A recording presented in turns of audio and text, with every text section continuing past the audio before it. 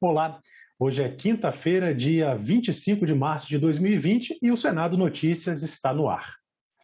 Em reunião na comissão da Covid, o ministro da Economia, Paulo Guedes, disse que a economia brasileira só vai se recuperar se o país dobrar o número de pessoas vacinadas diariamente, que hoje é de cerca de 500 mil. O ministro Paulo Guedes disse aos senadores que está mantendo os sinais vitais da economia e enumerou algumas medidas que estão sendo tomadas.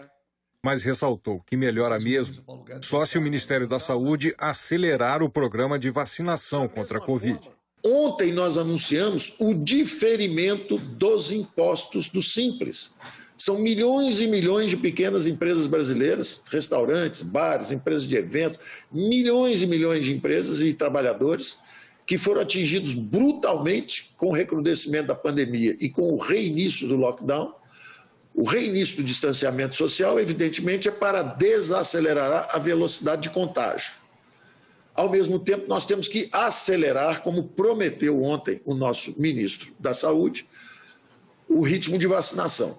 Se vacinarmos 1 milhão de pessoas por dia, nós temos 15% de idosos no Brasil. 15% de 200 milhões são 30 milhões de idosos, pouco mais de 30 milhões de idosos. Com 1 milhão de vacinas por dia, nós vacinaremos todos os idosos em pouco mais de um mês.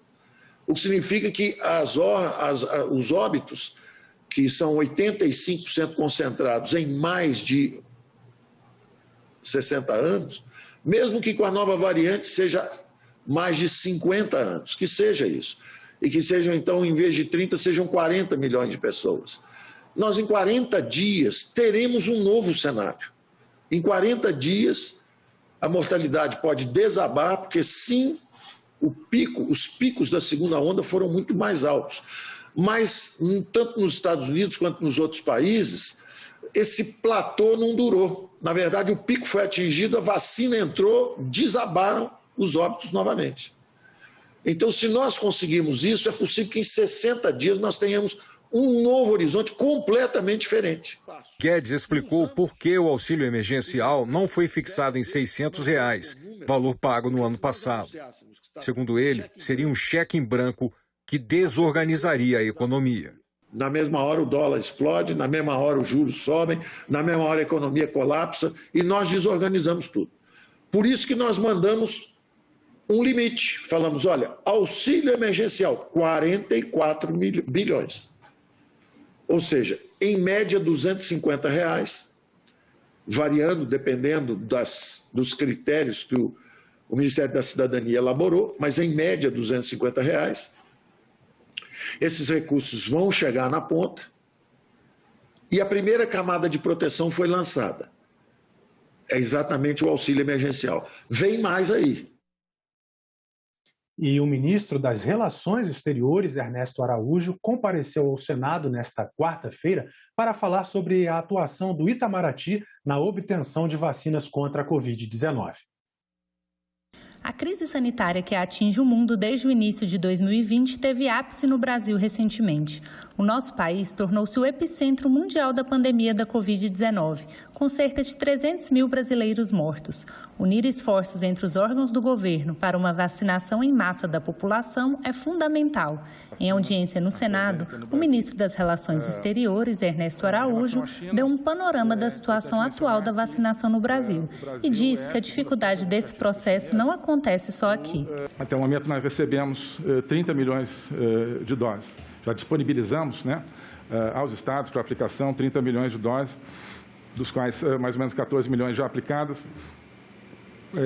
faltando 15, 16 para serem aplicadas.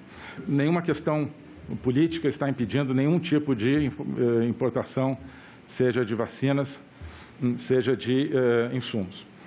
O ministro ainda explicou que não existe discriminação em relação ao Brasil no que se refere ao fornecimento de insumos e vacinas. Em relação à China, é importante mencionar que o Brasil é, segundo as próprias estatísticas chinesas, o terceiro país que mais recebeu vacinas e insumos de vacinas fabricados na China. Nós temos um portfólio muito diversificado de vacinas contratadas e de outras possibilidades. Esse portfólio se ampliou agora com a contratação da Pfizer e da Janssen em quantidades muito significativas.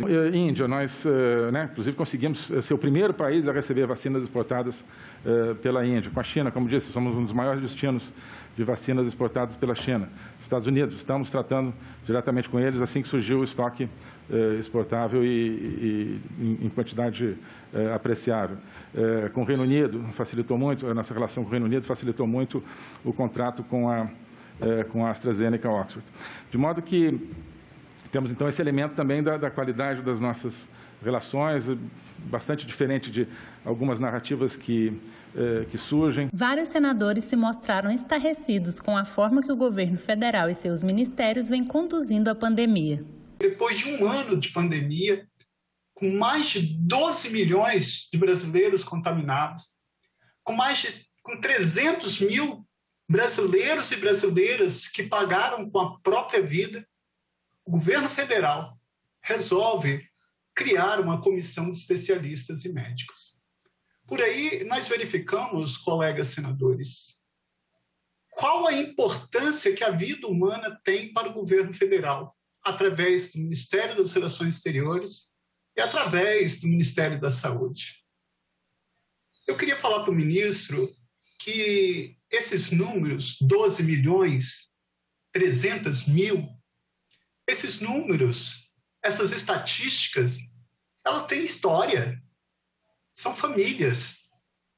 São homens, mulheres, tios, avós, irmãos, sobrinhos.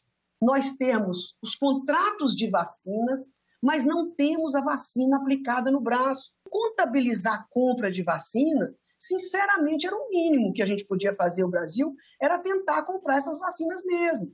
Agora, o essencial, o fundamental, é que a vacina chegue. Nós tivemos momentos de negacionismo que fez com que o presidente não visse a importância da compra dessas vacinas. Nesse momento, não adianta atrito. Nós temos um presidente eleito democraticamente. As disputas partidárias teremos que fazer o ano que vem. E o Senado vai investigar gestos feitos por um assessor da Presidência da República durante essa sessão de debates com o ministro Ernesto Araújo. O gesto de Felipe Martins, assessor especial para assuntos internacionais do presidente Jair Bolsonaro, foi captado 2 vezes por uma das câmeras da TV Senado, que transmitia ao vivo a sessão de debates com o ministro das Relações Exteriores. Estava proferindo, demonstrando gestos obscenos. No meu sentir, gestos obscenos. Em uma sessão do Senado Federal, durante a fala do presidente do Senado, um senhor está procedendo de gestos obscenos, está ironizando o pronunciamento do presidente da nossa casa. Não, presidente, isso é inaceitável, é intolerável. O assessor acompanhou toda a sessão. Não sei nem que gesto não importa tanto, se é um neofascista, se é uma ofensa depreciativa. O fato é que aqui não é local nem momento para fazer gracinha, pagar aposta para ninguém. Não sei qual é isso aí, mas vai ser investigado certamente. O presidente não vai deixar isso aí acontecer dessa forma. Com a repercussão, ainda durante a reunião, o assessor postou uma mensagem na internet. Criticou os que enxergaram um gesto autoritário numa imagem que, segundo ele, o mostra ajeitando a lapela do terno. Presidente, enviei para a Secretaria da Mesa o Twitter do assessor Felipe G. Martins, para que a secretária da Mesa tenha um elemento a mais de informação. Vossa Excelência aborda uma questão de fato ocorrida nesta sessão do Senado Federal. Eu pedirei à Secretaria-Geral da Mesa, igualmente à Polícia Legislativa, que identifique o fato apontado por Vossa Excelência. Identificarei, senador Randolph, agradeço Vossa Excelência pela advertência e pela demonstração feita. Identificarei a ocorrência do fato e, tendo havido de fato o fato, nas circunstâncias como Vossa Excelência aponta, serão tomadas todas as providências e enérgicas por parte da Presidência do Senado. E o senador Cid Gomes propôs nesta semana a revogação da Lei de Segurança Nacional, que é anterior à Constituição de 1988. A Lei de Segurança Nacional tem sido utilizada para punir manifestações críticas a governantes e adversários políticos. Ela foi editada em 1983, durante a ditadura militar. O senador Cid Gomes, o autor da proposta de revogação da lei, acredita que a LSN seja utilizada para intimidar e impor silêncio a jornalistas e ministros do Supremo Tribunal Federal.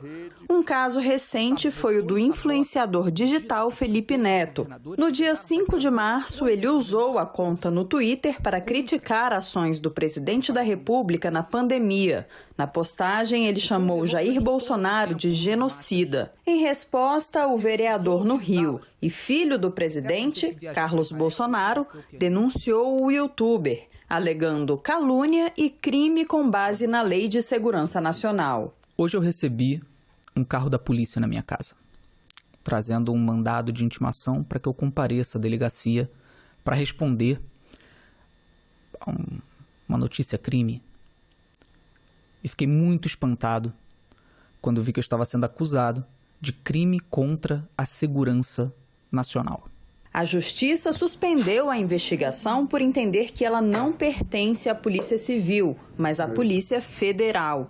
A decisão também considerou que não cabia ao filho do presidente requerer a apuração. Para o senador Cid Gomes, o texto atual contém resquícios traduzidos em regras punitivas da famigerada doutrina de segurança nacional, que, numa linguagem belicista, identificava os críticos e opositores ao regime autoritário com a figura do inimigo interno. O senador Humberto Costa concorda que a lei está defasada e vai contra a democracia. E tem por objetivo exatamente o cerceamento das liberdades políticas, a liberdade de expressão, a liberdade de organização. E, como tal, é um instrumento que é incompatível com a democracia com a qual vivemos hoje. O senador Cid Gomes reconhece na sua proposta que a existência na Lei de Segurança Nacional de normas inconciliáveis com a Carta Política não deve levar, porém, à conclusão de que seja inconstitucional toda e qualquer norma incriminadora de condutas que desafiam as instituições estatais e a ordem constitucional. Na opinião desse jurista, a lei não precisa ser revogada. Ele defende que a aplicação dela seja debatida. Na parte criminal, continua sendo compatível, até porque até hoje não tivemos nenhuma declaração de inconstitucionalidade dela no âmbito criminal. Então a questão não é o problema a Lei de Segurança Nacional, mas sim o uso que se dá a ela, um uso torto, desvirtuado, que busca atingir algum propósito ideológico, político ou interesse de alguma pessoa ou de poucas pessoas. A questão então está na aplicação da lei e não na lei exatamente em si.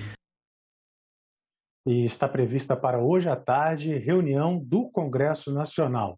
Ela será feita em duas etapas, a primeira com deputados e a segunda com os senadores. E na pauta está o projeto de lei orçamentária de 2021. E também daqui a pouquinho, a partir de 13h30 da tarde, está marcada a reunião da Comissão de Agricultura e Reforma Agrária do Senado. A convidada é a ministra da Agricultura, Tereza Cristina.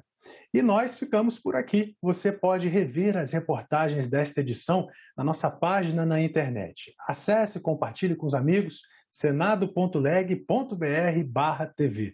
Muito obrigado pela sua companhia e até a próxima.